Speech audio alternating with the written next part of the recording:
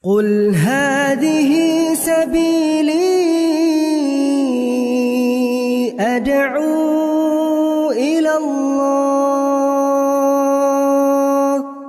Assalamualaikum warahmatullahi wabarakatuh. Alhamdulillah kita ketemu lagi di channel pemberantas kemaksiatan kaum muslimin.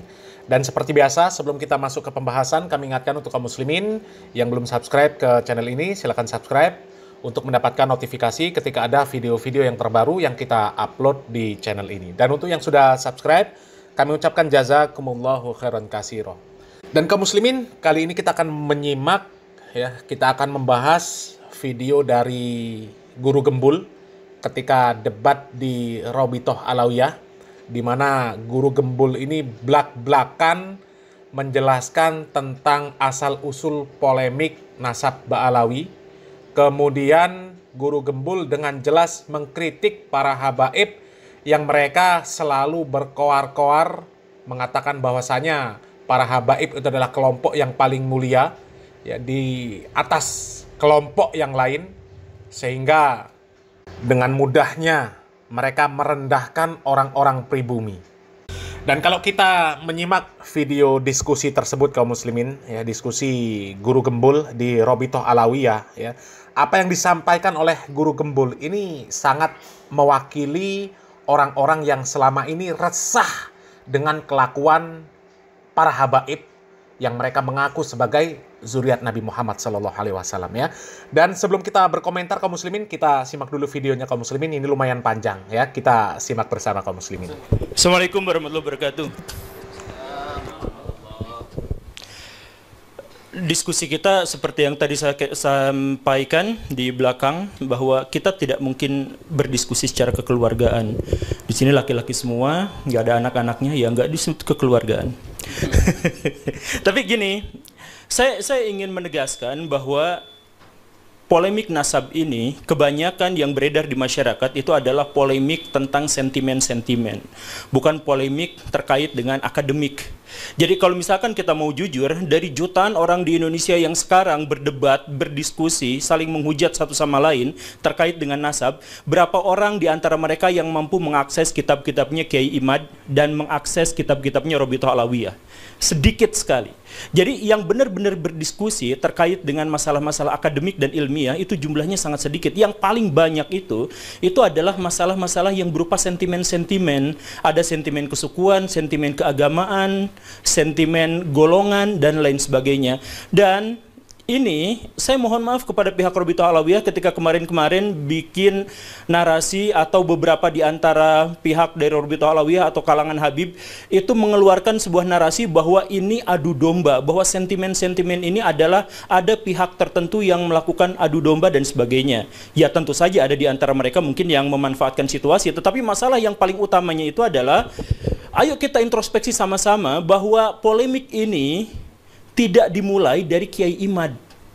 Gak ada yang akan mempedulikan pada tesis semacam itu, karena masyarakat kita hanya 0,001 saja yang biasa membaca. Dan jumlahnya menjadi semakin sedikit ketika yang bahan bacaannya itu adalah terkait dengan polemik nasab. Itu sedikit sekali. Yang Kiai Imad jangan dipahami sebagai orang yang pertama kali memunculkan polemik, dan jangan dianggap sebagai orang yang mengadu domba antara orang-orang NU misalkan, antara orang-orang Islam, bukan. Tapi beliau itu adalah orang yang menjadi pionir dari studi akademis. Jadi polemik ini munculnya dari mana? Saya mohon maaf, dari orang-orang habaib. Coba misalkan saya berdiri, kamera tetap masuk ya. Saya ingin menyatakan seperti ini.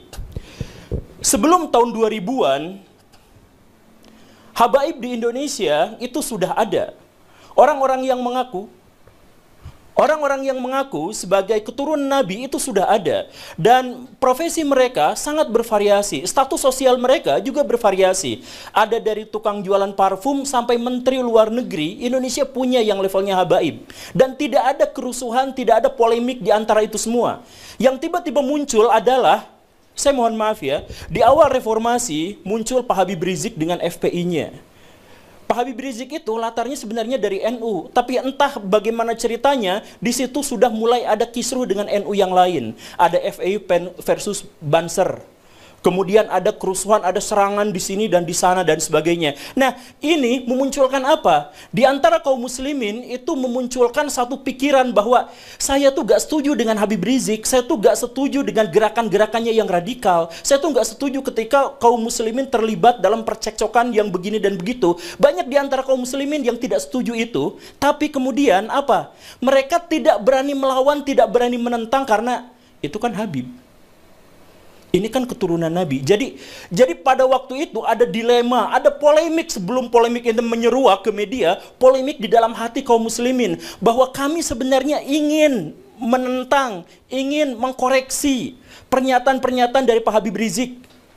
Tapi kami gak berani karena itu adalah keturunan Nabi. Jadi di sini ada penghormatan yang sangat besar terhadap kaum muslimin, terhadap nabinya, terhadap junjungannya, tetapi di sisi lain ada orang yang mengklaim ini adalah keturunan Nabi dan kontroversial. Kita nggak bahas dulu soal apakah Pak Habib Rizik itu benar atau salah, kita nggak bahas itu. Kita bahas bahwa Pak Habib Rizik memunculkan polemik pada waktu itu, terkait dengan masalah toleransi, terkait dengan masalah FPI, terkait masalah hal yang semacam itu. Dan setengah dari kaum muslimin, anggaplah ya, data kasarnya adalah setengah dari kaum muslimin kemudian tidak setuju dengan ini, tapi mereka tidak melakukan apa-apa. Ketidakberanian, takut kualat, ini keturunan Nabi. Dan kemudian ketika Pak Habib Rizik agak turun dengan cerita-cerita dan drama-drama di media massa itu, muncul sesuatu yang lebih besar. Pak Habib Bahar bin Smith melakukan persekusi dan kekerasan, intimidasi terhadap orang lain, lisan maupun perbuatan, dan itu direkam, dipublikasikan kepada media-media mainstream di Indonesia. Dampaknya apa? Balik lagi, ini mana ada keturunan Nabi seperti ini, kami merasa malu, merasa jengkel, merasa takut, merasa terintimidasi. Saya harus katakan begini Baraya, kenapa yang datang ke diskusi ini cuman saya? Dan saya katakan, lebih dari setengah kolom komentar yang jumlahnya ribuan di satu video saya itu meminta saya untuk tidak hadir dalam acara ini. Kenapa? Saya mohon maaf. Dalam konteks ini, pihak Robitoh Alawiyah gagal untuk menyampaikan keamanannya kepada orang lain. Pihak orang-orang dari kalangan habaib gagal untuk menunjukkan bahwa kami itu baik, rahmatan lil alamin, soleh, tulus, ikhlas, baik hati, siap mentraktir. Gagal untuk menyampaikan itu ke publik karena yang ditampilkan itu apa? Kekerasan atas nama habaib, bahwa kami itu boleh melakukan persekusi. Bahkan Pak Habib Bahar bin Smith di pengadilan, ketika beliau sedang diadili, kemudian ada saksi dan kemudian beliau mengatakan, kamu tahu nggak siapa saya? Saya adalah keturunan Nabi. Kalau kakek saya begini, kamu tahu kakek saya seperti ini, kenapa kamu memberatkan? Kamu membuat kesaksian yang memberatkan pada saya. Itu kan sebenarnya menyakiti kaum muslimin. Karena ada orang yang melakukan kekerasan atas nama Nabi, diadili tapi minta privilege. Siapa yang melakukan itu? Golongan habaib. Kalau misalkan kemudian tiba-tiba muncul bahwa kami sekarang sedang diadu domba antara kelompok ini dengan kelompok itu, bukan. Mungkin ada adu domba, tapi itu belakangan. Munculnya itu dari mana? Dari keresahan kaum muslimin karena melihat di satu sisi kami mencintai, demi Allah kami mencintai Nabi, dan wujud dari kecintaan kami terhadap Nabi adalah kami tidak akan mau menisbatkan kekerasan, kejahatan, dan kontroversi terhadap orang-orang yang mengklaim dirinya sebagai keturunan Nabi. Kan masuk akal kan, begitu kan? Kecintaan terhadap Nabi adalah mensucikan beliau dari semua tindak tanduk yang mengangkangi syariah Islam. Nah, jadi permusuhannya sekali lagi ya, kita nggak bahas soal apakah Pak Habib Rizik itu benar atau salah, kita nggak bahas soal Pak Habib Bahar itu benar atau salah, kita nggak bahas itu. Kita membahas rasa takut dari kaum muslimin, rasa resah, rasa merasa terintimidasi. Karena di satu sisi, kaum muslimin sangat mencintai Nabi, tetapi di sisi lain ada keresahan bahwa Nabi dikaitkan dengan tindakan-tindakan atau simbol-simbol dari kekerasan. Itu rasa sakit hati itu belum terobati sampai akhirnya muncul di video Pak Habib Bahar yang sangat kontroversial itu, kakinya diciumin oleh santri-santri yang ngantri jalan bebek. Coba rasakan betapa sakit hati dan marahnya kaum muslimin. Coba kita misalkan bisa melihat dari berbagai perspektif. Misalkan lihat orang-orang yang biasa orang Islam berdebat dengan orang Kristen, berdebat dengan apa, kan ramai sebenarnya di media sosial. Lihat perdebatan di antara mereka. Dan orang-orang non-Muslim bawa-bawa itu. Tuh lihat. buah tidak pernah jatuh jauh dari pohonnya. Sebagai penegasan, kalau Bahar melakukan kelakuan yang seperti itu, ya begitulah nabinya. Itu ejekan terhadap kaum muslimin. Dari orang-orang non-muslim, tapi orang-orang non-muslim pun tidak bisa disalahkan. Karena apa? Karena memang Pak Habib Bahar melakukan itu atas nama keturunan Nabi. Kemudian lihat misalkan kelompok-kelompok Islam yang lebih moderat atau yang lebih plural. Mereka sakit hati melihat itu karena apa? Karena betapa feodalisme di antara kaum muslim masih terjadi. Ada orang yang diciumi kakinya. Kemudian kita melihat misalkan kelompok-kelompok yang lebih radikal atau kelompok-kelompok yang berpikiran lebih fundamental. Katakanlah kelompok Salafi yang kita sebut sebagai Wahabi misalkan. Mereka marah, mereka sakit hati karena apa? Karena ada orang sujud di depan orang lain atas nama keturunan Nabi. Betapa sakitnya. Coba kita melihat kalangan nasionalis, Islam nasionalis sakit hati ketika melihat ada orang keturunan Yaman kemudian disujudi, diciumi kakinya oleh orang-orang pribumi pesek. Jadi dilihat dari konteks apapun, dalam perspektif apapun, ini benar-benar menyakiti kaum muslimin. Tapi kala itu kaum muslimin berpikir bahwa ya sudahlah, pasrah aja. Kami sakit hati, kami marah, kami pengen sekali untuk mengajak orang ini ke dalam ajaran agama yang benar, katakanlah seperti itu. Ya tapi nggak bisa kan, dia Habib. Dia kan keturunan Nabi. Jadi sebenarnya polemik ini bukan muncul gara-gara Kiai Imad. Bukan muncul gara-gara dipopulerkan oleh saya, Guru Gembul, bukan. Tapi ini adalah akumulasi dari kekesalan dan kemarahan kaum muslimin terhadap apa yang terjadi yang ditunjukkan oleh beberapa kalangan dari habaib, dari kalangan Ba'alawi. Jadi jangan dulu ada cerita bahwa intelijen masuk ke sini, ya mungkin itu belakangan. Jangan dulu cerita bahwa ini asing masuk ke sini, ya, jangan, belakangan aja dulu. Kita introspeksi. Karena kalau misalkan kita mau maju, kita harus cari solusi. Bagaimana cara kita menemukan solusi? Ketahui masalahnya. Bagaimana cara kita mengetahui masalahnya? Kita berani untuk introspeksi diri. Saya selalu menyatakan, mempopulerkan kepada orang lain, ayo kita introspeksi diri. Kaum muslimin, kenapa sekarang terpuruk? Kaum muslimin, kenapa ketinggalan zaman? Karena setiap ada bagian dari kaum muslimin yang disakiti, kita salahin pihak lain. Ketika Indonesia tidak maju, apa yang dinarasikan? Oh, karena ini adalah konspirasi elit global, konspirasi Yahudi, ini Amerika Serikat yang keji dan sebagainya. Ya iya, katakanlah memang seperti itu. Tapi tidak ada seorang pun di antara kita yang gagal itu kemudian menyalahkan pihak lain. Kalau kita gagal dalam permainan sepak bola, kita nggak berhak untuk nyalahin pemain lain yang lebih bagus.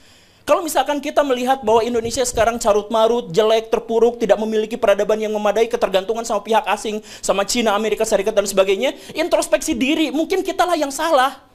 Bukan lalu kita menyalahkan pihak lain. Nah, termasuk juga dalam hal ini, Rabithah Alawiyah, kalau misalkan mau berbicara tentang polemik nasab ini, tolong pikirkan jangan, oh ini adalah gara-gara konspirasi, bukan. Ini gara-gara introspeksi aja, saya mohon. Introspeksi aja bahwa di antara kita memang ada orang-orang yang seperti itu. Dan ketika tesis Kiai Imad itu lahir, muncul, akhirnya mengemuka, sentimen-sentimen itu bertebaran di mana-mana. Anti komunis Yaman, imigran Yaman, ayo kita deportasi mereka dan lain sebagainya. Kenapa muncul sentimen-sentimen yang seperti itu? Sentimen itu muncul jelas jauh dari studi akademik, jauh sekali dari nuansa-nuansa atau ekosistem ilmiah, jauh sekali dari situ. Tapi kenapa? Ya karena sebelumnya bukan masalah nasab yang dituliskan oleh Kiai Imaduddin, bukan. Tapi sebelumnya sudah ada bara dalam sekam yang begitu besarnya, yang akhirnya membuat kaum muslimin ketika ada lecutan sedikit, ada pembukaan, mereka katakan apa? Alhamdulillah ketika saya sekarang mengkritik Habib Bahar, saya tidak akan kualat karena dia bukan keturunan Nabi. Jadi munculnya itu bukan alhamdulillah saya tetap bisa mengagungkan Nabi, saya tetap bisa menganggap Nabi sebagai figur yang ideal, yang kuat, yang bersih, yang baik hati, yang soleh, yang suri tauladan bagi seluruh manusia. Alhamdulillah, karena ternyata orang-orang yang mengingkari akhlaknya itu bukan keturunan Nabi. Alhamdulillah. Jadi sentimen ini muncul bukan gara-gara Kiai Imad. Kiai Imad hanya membuka keran bahwa ketika mengkritik Pak Habib Rizik, ketika kita mengkritik Pak Habib Bahar, itu tidak apa-apa karena tidak ada hubungannya dengan Nabi. Itu saja. Dan lihat apa yang terjadi setelah itu. Yang terjadi video-video bertebaran, ditambah lagi video-video yang lain. Misalkan muncullah video yang kemudian saya juga tampilkan kemarin. Ada Habib yang mengatakan, bangsa ini bisa menjadi bangsa yang kuat, yang teguh, tidak kena bencana dan sebagainya, karena mencintai para habaib. Para habaib, kan beliau Habib, Pak Novel Al-Idrus. Kemudian dikatakan, siapa yang berani mengkritik, mengkoreksi Habib, maka dia seperti iblis. Itu pernyataan tekstual, harfiah, literlaksnya seperti itu. Jadi bayangkan, kaum muslimin makin marah dengan adanya video itu. Kenapa marah? Karena mereka mencintai Nabi.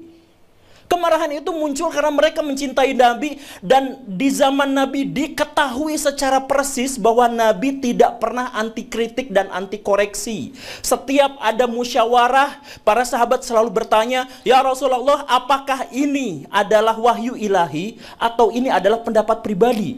Kalau pendapat pribadi, ayo kita diskusikan. Dan banyak sekali riwayat-riwayat yang menjelaskan bahkan Nabi mengalah dari orang-orang yang mengkoreksinya. Waktu perang Uhud, kenapa kalah? Karena Nabi punya strategi, dibantah, mendingan gini aja. Yang dijalankan bukan strategi Nabi, tapi adalah strategi para sahabat. Kalah beneran. Dan Nabi pada waktu itu tidak pernah menyalahkan. Demi Allah, tidak menyalahkan para sahabat yang mengusulkan strategi itu. Artinya apa? Ya, Nabi ikut musyawarah itu, Nabi kalah dalam perdebatan dan diskusi itu, kemudian setelah itu, ya sudah dibiarkan, dianggap sebagai bagian dari keputusan bersama. Ketika kalah, Nabi tidak pernah menyalahkan mereka semua.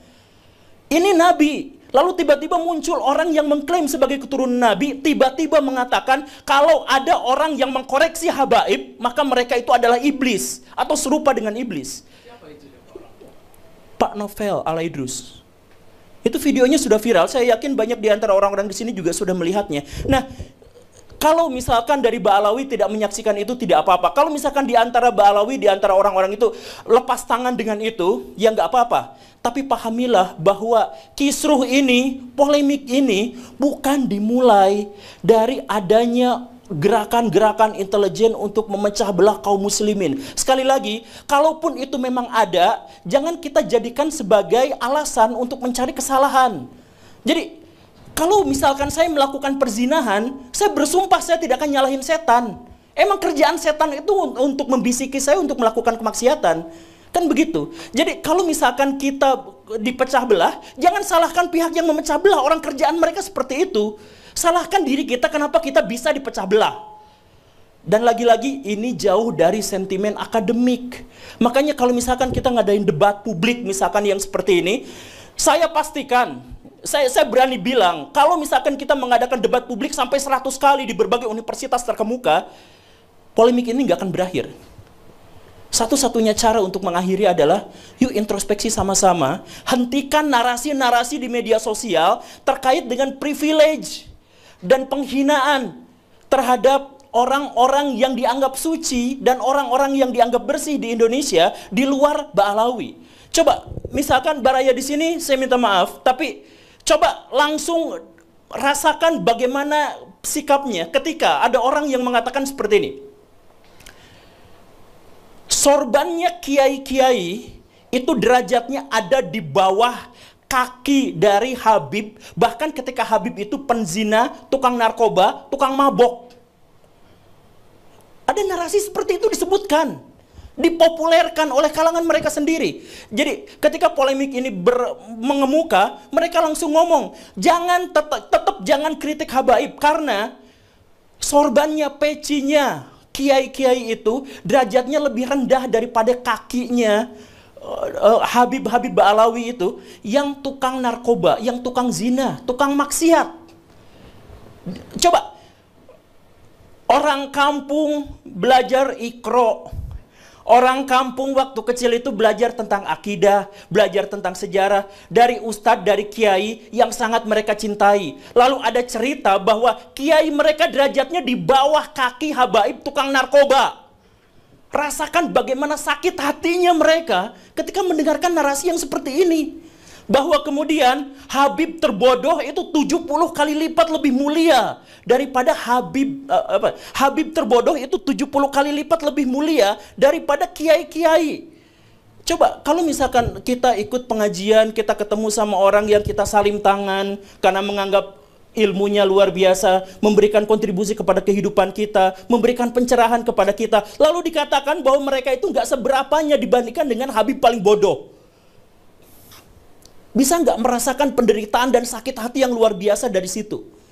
Dengan sakit hati yang besar itu, maka debat-debat kayak gini anfaedah. Karena apa? Yang dibangun bukan studi akademik, bukan. Tapi sentimen-sentimen sejak awal. Bayangkan kemudian ada ulama-ulama Nusantara yang harus cium tangan, cium kaki terhadap Habib-Habib yang berjejer duduk di sofa dengan begitu megahnya. Kalangan nasionalis sakit hati, kalangan tradisional sakit hati, kalangan fundamentalis sakit hati, mau yang liberal sakit hati, yang radikal juga sakit hati melihat fenomena semacam ini. Jadi please lah, saya demi Allah, atas nama Allah saya katakan bahwa saya datang ke sini untuk menghentikan polemik ini. Saya berharap saya bisa. Tapi untuk menghentikan polemik ini bukan dengan debat, bukan dengan diskusi. Tapi ayo kita sama-sama hentikan yang seperti itu. Kemudian kemarin Pak Fikri Syahab mengatakan kepada saya bahwa kami sebenarnya lepas tangan terhadap kelompok-kelompok habaib yang seperti itu. Karena kami adalah ormas penulis nasab saja. Dan kami tentu saja tidak memiliki otoritas untuk ngurusin apa yang mereka katakan dan apa yang mereka perbuat. Misalkan seperti itu. Ya kalau memang seperti itu, sampaikan kepada publik, bukan kemudian melakukan pembelaan-pembelaan. Kalau misalkan kemarin Pak Haji Roma Irama mengatakan bahwa saya pernah ditawari sertifikat habaib, bukan dicaci maki. Kenapa tiba-tiba muncul di media-media itu, ini orang yang sudah sepuh, ini orang yang sudah ini, tapi kenapa malah seperti ini, su'ul khotimah dan sebagainya? Bukan. Jujur saja, kalau misalkan kita mau tahu, pencatatan nasabah Alawi itu sangat rapihnya itu pas zaman Pak Taufik Asgaf sekarang kan. Sebelum itu kan masih banyak yang gonjang-ganjing kesan-kesini. Bahkan Mbak Alawi sendiri pernah memergoki ada beberapa orang yang menjual sertifikat nasab itu kan. Nah itu kan harusnya memang diakui dan kemudian mengatakan, oke, kami akan melakukan hal yang lebih baik lagi terhadap pencatatan nasab ini. Bukan justru malah mencaci maki, marah-marah di media sosial terkait dengan masalah yang seperti ini. Ini justru akan memperkeruh. Sekarang Mbak Alawi musuhnya jadi banyak. Dan mereka bukan hanya banyak, mereka banyak marah ketakutan di sisi yang lain. Sehingga apa? Kemarin waktu ada pertikaian di Karawang atau Tangerang itu yang kiai katanya digebukin sama kelompok Ba'alawi, sama kelompok Habib. Itulah yang akhirnya menyebabkan Rabithah Alawiyah dianggap begitu mengerikannya. Pak Guru Gembul, please lah, saya punya firasat buruk, jangan berdebat datang ke mereka. Mau menang, mau kalah tetap genjur, bonyok mukanya. Jangan salahkan mereka. Demi Allah jangan salahkan orang yang menyarankan itu, karena sudah ada wujudnya. Sudah ada kiai dan banser yang memang digebukin. Sama siapa? Sama habaib. Sama orang-orang muhibin. Itu memang nyata, itu memang benar. Dan itu divideokan dan viral dan banyak orang yang menyaksikan. Jadi sekali lagi, ketika sekarang Ba'alawi, ketika habaib di Indonesia itu digonjang-ganjing dengan begitu banyak isu, please introspeksi diri. Dengan cara itulah kita bisa menghentikan polemik. Kita bisa membangun bangsa yang lebih baik. Kita bisa membangun peradaban yang lebih besar. Kalau setiap orang insaf atas apa yang harus dia lakukan dan apa yang selama ini sudah dia lakukan. Saya yakin semuanya baik-baik saja. Ketika saya misalkan datang dan ketemu dengan Gus Wafi secara langsung, kok orangnya lucu ya? Dengan Pak Syahab, lah kok orangnya ramah ya? Kenapa gak seperti bayangan saya sebelumnya? Nah, jangan salahkan bayangan saya sebelumnya karena apa? Ya karena memang sudah terjadi seperti itu. Makanya untuk Rabithah Alawiyah saya minta, ini mah sebagai saran dari seorang yang lihat realitas. Ini saran. Nyatakan kepada publik misalkan bahwa kami lepas tangan dari tindak tanduk yang sangat kontroversial dari kalangan habaib itu, bahwa kami memang tidak bisa apa-apa. Sampaikan aja kepada publik. Kalau misalkan kemarin kemudian Gus Wafi mengatakan di videonya bahwa ini sebenarnya gara-gara ada habib-habib dari kalangan muda yang ilmunya belum banyak, tapi kemudian ini bukan sesederhana itu. Kalau misalkan 1-2 habib mungkin seperti itu, tapi kalau misalkan banyak, ini mungkin ada masalah kaderisasi.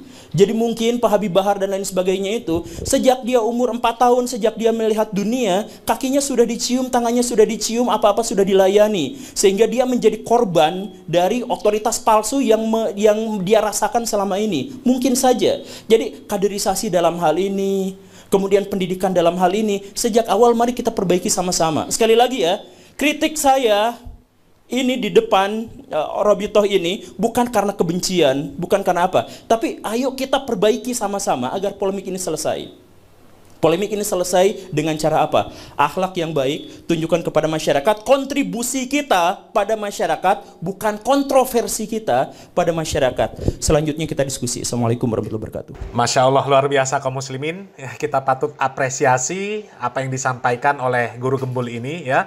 Dan juga kita berterima kasih karena Guru Gembul ini sudah mewakili pemikiran kita bersama kaum muslimin ya tentang kondisi para habaib yang mereka selama ini berkoar-koar mengatakan bahwasanya mereka adalah kelompok yang suci, kelompok yang paling mulia, sehingga dengan mudahnya, dengan entengnya mereka merendahkan orang-orang pribumi ya. Bahkan sampai disebutkan tadi oleh Guru Gembul ya, ada Pak Rizik Syihab, ada Bahar Smith ya, yang sangat arogan, yang sangat sok-sok merasa paling cucu Nabi Muhammad SAW, paling suci.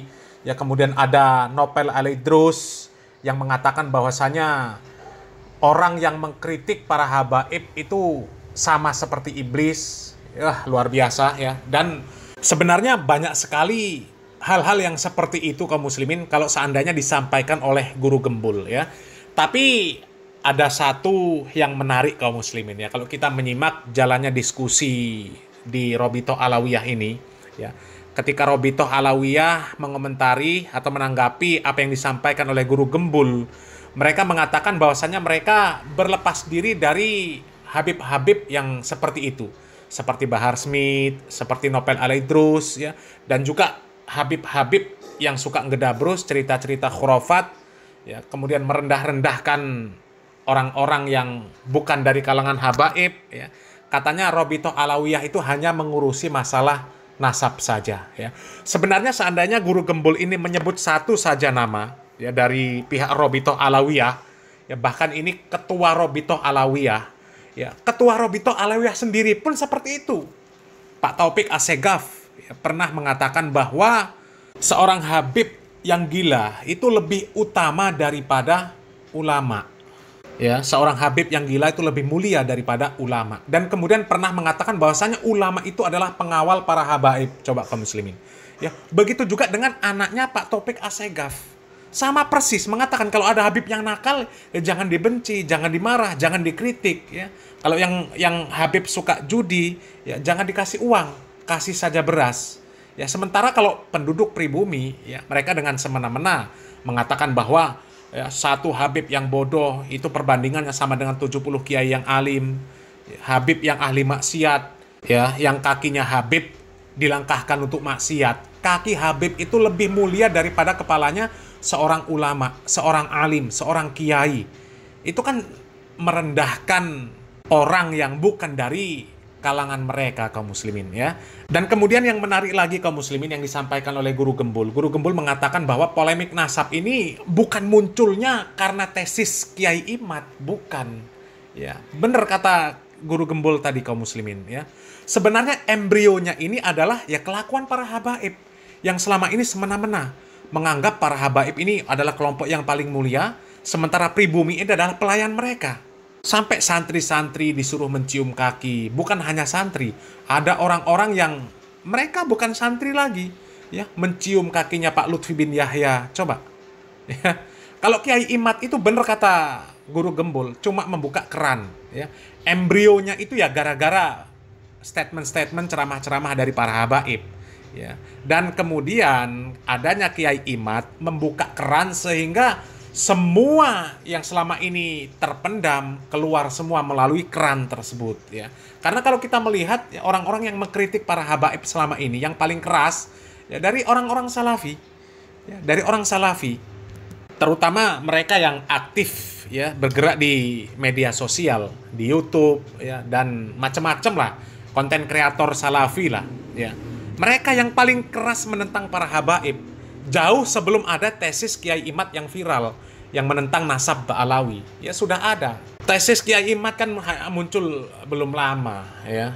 Tapi dengan munculnya tesis Kiai Imad, maka semakin bertambah orang-orang yang mengkritik para habaib Ba'alawi. Yang tadinya muhibbin dari kalangan NU, ya. Kan tadinya muhibbin tuh dari kalangan NU. Muhibbin semua tadinya. Ya kalau dari Salafi nggak ada muhibbin para habaib. Ya. Kecuali mereka mantan NU, mantan muhibbin, ya. Akhirnya dari kalangan NU sendiri banyak juga yang kemudian, ya bahasa kasarnya, menghujat statement-statement, kelakuan-kelakuan, arogansi-arogansi yang dilakukan oleh para habaib, ya. Tapi benar kaum muslimin, ya, seandainya Guru Gembul ini menyebut nama Pak Taufik Assegaf, ya, statement-statement dari Pak Taufik Assegaf itu membantah statement dari Robitoh Alawiyah sendiri yang mengatakan bahwa pihak Robitoh Alawiyah berlepas diri dengan Habib-Habib yang seperti itu. Bagaimana mereka berlepas diri? Ya, ketuanya sama juga, ya, arogan, merasa bahwa Ba'alawi ini tinggi di atas segalanya. Ya, mentang-mentang katanya nasabnya nyambung kepada Nabi Muhammad SAW, seolah-olah merasa memiliki surga. Surga itu hanya milik mereka. Sehingga dikatakan Habib itu meskipun ahli maksiat, meskipun jahat, meskipun bodoh, meskipun gila, ya, pokoknya semuanya suci dan nanti pasti masuk surga, ya. Jadi luar biasa, ya. Dan kita berharap kaum muslimin, ya, mudah-mudahan dengan diskusi ini, ya, sebenarnya apa yang disampaikan oleh Guru Gembul itu semuanya adalah data-data yang valid, ya, data-data yang valid yang sebenarnya kalau seandainya mereka mau merenungi, ya, tidak pantas para habaib itu disebut sebagai zuriat Nabi Muhammad SAW, ya, karena arogansi mereka, karena adab-adab dan akhlak mereka ini tidak sesuai dengan apa yang dicontohkan oleh Nabi Muhammad SAW, ya. Mudah-mudahan yang sedikit ini bermanfaat kaum muslimin. Barakallahu fikum. Wassalamualaikum warahmatullahi wabarakatuh.